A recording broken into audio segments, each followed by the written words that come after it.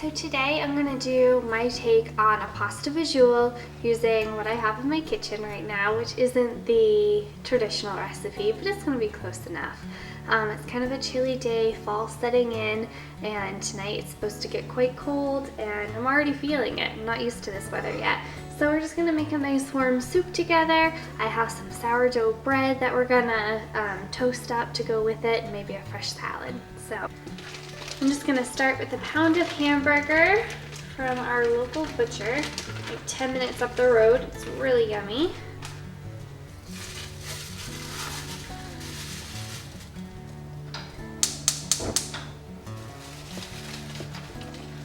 We'll just brown that up a bit.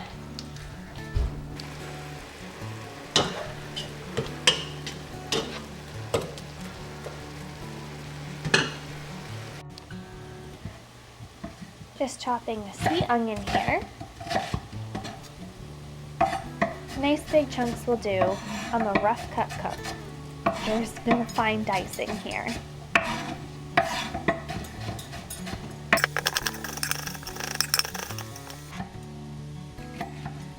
This green pepper actually came from Noah's aunt's garden. She gifted us a whole bag of peppers, and I've been freezing them, cooking with them, doing everything I can to use them up before they go bad. Thankfully, they last a long time in the fridge, and we only have one left. Lastly, some celery. This is going to give it not only flavor, but a little bit of crunch as long as you don't put it in the stock pot too early and overcook it.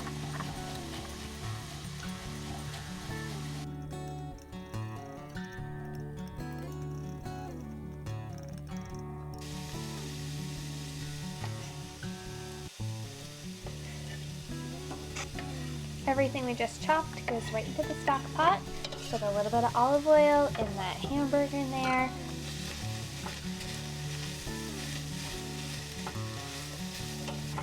Just sauteing it up a little bit before we add the liquids. Just shredding some carrots now. These came from Hilton Homestead. Sarah gave me a bundle of them yesterday.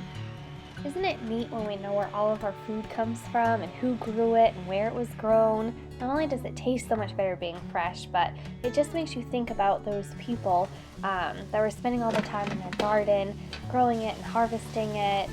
It just really brings the extra element to cooking it, makes everything more enjoyable. Those of you who read our blog about the salsa know that we took the extra tomatoes and just turned them into a simple sauce to be used later on. So I took this bag of frozen tomato sauce out this morning, and now it's perfect to add as a base for this soup. I'm also going to add a little bit of stock to this.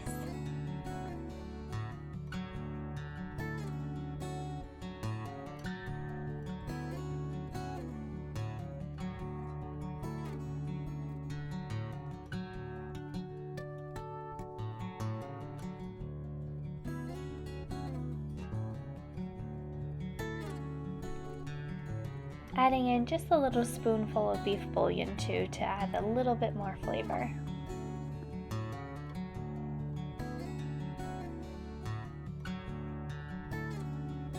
Although not caught on video, I added in some Italian seasoning, pepper, and garlic as well.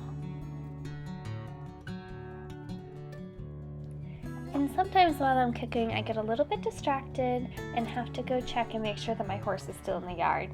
I let him out sometimes in the evening to graze on the fresh grass, along with the little ducks in the back. Alright, back to the kitchen. We're going to do 1 can of red kidney beans, as well as 1 can of white kidney beans.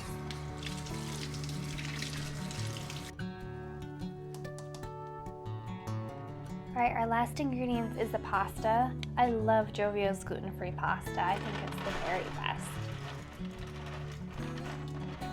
Have I ever mentioned that I don't measure? Ever? And now for a little ambiance. Who says a Wednesday night can't be romantic, right? It's all what you make it. Although this soup is really hearty and it has all of the veggies and protein and carbs and fats that we could ever want, I'm going to add a little extra just to make it special. We've already decided that it's a very special Wednesday night. So I'm going to cut up this garlic to begin with, because all good things begin with garlic.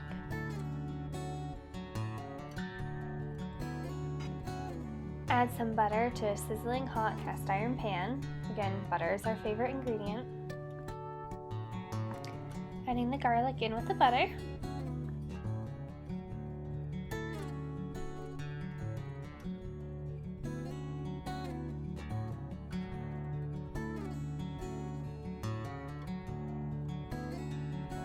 Just slicing through some einkorn sourdough bread that I made the other day. This is going to go into our cast iron pan with the butter and the garlic, and we're just going to toast it up until all the edges are a little bit fried and crispy. And dinner is served for this handsome devil of mine. One of the great things about this hearty soup is that you don't have to have anything to go with it. So for the rest of the week, we can be eating these leftovers, and I don't have to cook anything to add to it unless I want to. After dinner, I headed down to the basement to my new shelving unit with the lights to start growing some more seedlings. I brought in my herbs the other day because it's starting to get really cold in the evenings. Last night it was 40 degrees outside, so everything's starting to go into hibernation mode, and I want to save it before it's too late. So I'm hoping that I can keep these herbs alive in my cellar underneath these lights this winter. So tonight I'm just starting 3 more herbs. Throughout the busyness of the summer, I let my parsley go completely haywire by forgetting to give it a haircut, and one of my thyme plants shriveled up and died as I forgot to water it for probably weeks, not really sure. So we're starting some new ones tonight. So I'm doing thyme, oregano, and parsley.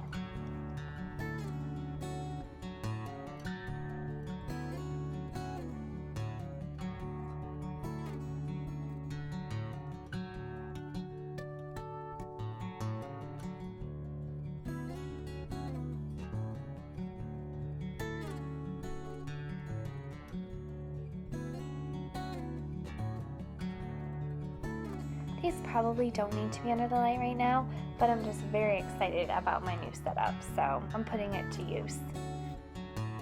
Make sure to check back in with us to see how successful this is. Thank you for joining me tonight, and I hope that you have a wonderful week ahead.